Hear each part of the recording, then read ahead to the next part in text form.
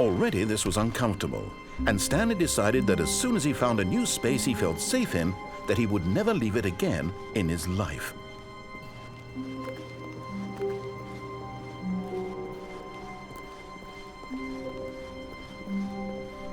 When Stanley came to a set of 2 open doors, this was not the correct way to the meeting room, and Stanley knew it perfectly well.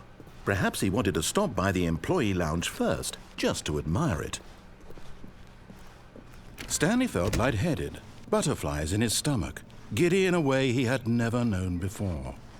Was it this room? A connection between the two?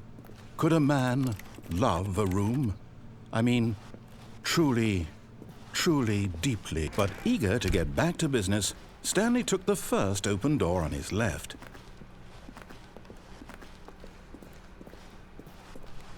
Stanley was so bad at following directions, it's incredible he wasn't fired years ago. Look, Stanley, I think perhaps we've gotten off on the wrong foot here. I'm not your enemy, really, I'm not. I realize that investing your trust in someone else can be difficult, but the fact is that the story has been about nothing but you all this time. There's someone you've been neglecting, Stanley. Someone you've forgotten about. Please, stop trying to make every decision by yourself. Now, I'm not asking for me, I'm asking for her. This is it, Stanley. Your chance to redeem yourself, to put your work aside, to let her back into your life. She's been waiting.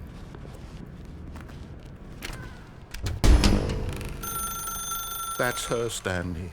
You need to be the one to do this, to reach out to her. Oh, no, you can't. Did you just unplug the phone? No, that wasn't supposed to be a choice. How did you do that? You actually chose incorrectly?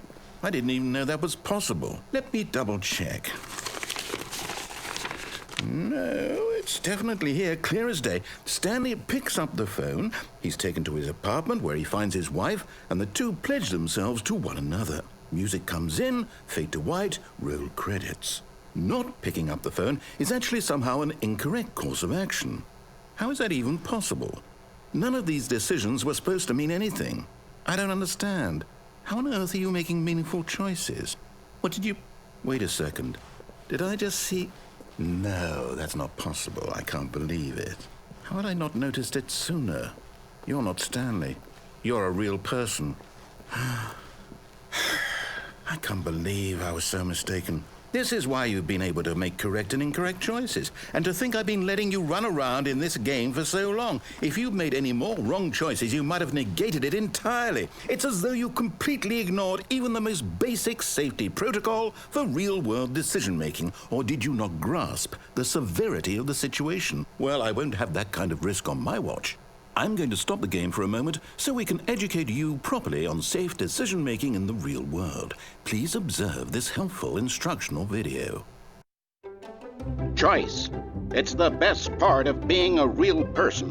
But if used incorrectly, can also be the most dangerous. For example, in this scenario, a hypothetical real person named Stephen has a choice. He could spend years helping improve the quality of life for citizens of impoverished third world nations. Or he could systematically set fire to every orphan living in a 30-kilometer radius of his house. Which choice would you make? Remember that unlike here, the real world makes sense, and at no time should you make a choice that does not conform to rational logic. If you find yourself speaking with a person who does not make sense, in all likelihood, that person is not real. Allow the person to finish their thought, then provide an excuse why you cannot continue talking. Turn to a partner and practice saying, "My goodness, is it 4:30? I'm supposed to be having a back, sack, and crack."